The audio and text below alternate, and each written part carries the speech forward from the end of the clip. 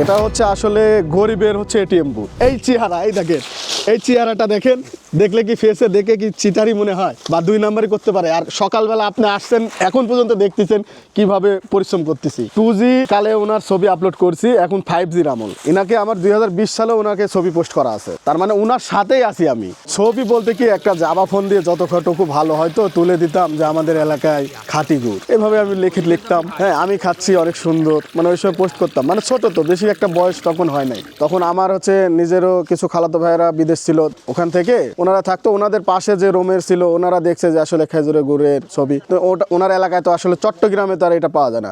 তখন ওনার মাধ্যমে বলে যে আমাদের বাসাতে পিঠাটা খাবো, তো খেজুরের গুড় একটু পাঠাইতে বলো ওখান থেকে, নাটোর থেকে। তখন তো গুড় বেশি বিক্রি করতাম না, 80 টাকা 70 টাকা কেজিতে গুড় বিক্রি হতো।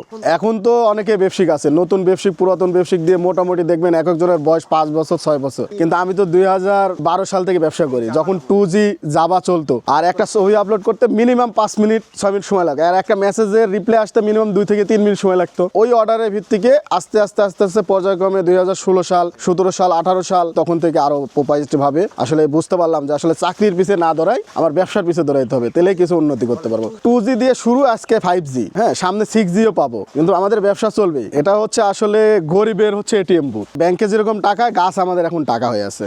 এখানে শীতের সময় মনে করেন কাটলেই রুজি রুটি সবার মেহনত ওটার উপরেই। আপনি একটা গাছে মিনিমাম 7 লিটার রস আসে, তার মানে 1 কেজি গুড়। তার ভিতরে আমরা হচ্ছে মোটামুটি 12 দিন বন্ধ থাকে একটা গাছে, 18 কেজি 19 কেজি আসে। 4 মাসের ভিতরে একটা গাছ থেকে আমরা পাই 700 থেকে 750 লিটার রস পাই। হিসাব করেন 7 লিটারে 1 কেজি গুড় হবে, 90-100 কেজি তো গুড় পাবোই। একটা গাছ 100 কেজি, তার মানে এটিএম বুথের কম কি বলে? তো এটাতে এখন ব্যাংক প্রতিদিন সে দিচ্ছেই, নিয়েই যাচ্ছি, নিঃস্বার্থভাবে তার থেকে নিচ্ছি, তাই না? গ্রামের সব ফসলই সোনা, কারণ আমরা যদি গ্রামে ফসল উৎপাদন না করে আপনি শহরে বসে খাইতে পারবেন না। শহরে তো টাকা উৎপাদন হয়, আর গ্রামের টাকা মনে করেন বানায় দেয়। খেজুরের গাছই টাকা বানায় দিচ্ছে। আপনি কামাচ্ছেন, আমার কাছে আপনি টাকা দিয়ে দিচ্ছেন, তার মানে আপনি উৎপাদন করছেন আর আমাকে দিচ্ছেন। আপনি এই গাছেরই আছে 70 থেকে 75টা গাছ। একটা গাছ থেকে যদি 100 কেজি গুড় পাওয়া যায়, তাহলে সিজনে 70টা গাছ থেকে কত কেজি গুড় আসবে? আপনারাই কল্পনা করুন যে এটার বাজার মূল্য কত দাঁড়াবে। এমনি তো বলি নাই, 3 মাসে আমরা যে পরিমাণ আসলে অর্থ পাই, যে আসলে টাকাটা তো এত সহজে আসে না। সকালবেলা ফজরে নামাজের পরে থেকে শুরু করে এখন পর্যন্ত এইভাবে জাল চলছে। আবার নামাইছি, আবার এখনই গাছ লাগানোর পরে আবার গাছ ওইটে নারী লাগাইতে হবে সারাদিন। মানে এটার পিছেই আপনাকে টাকা দিলেও আপনি একবেলা কাজ করতে চাইবেন না, এত কষ্ট।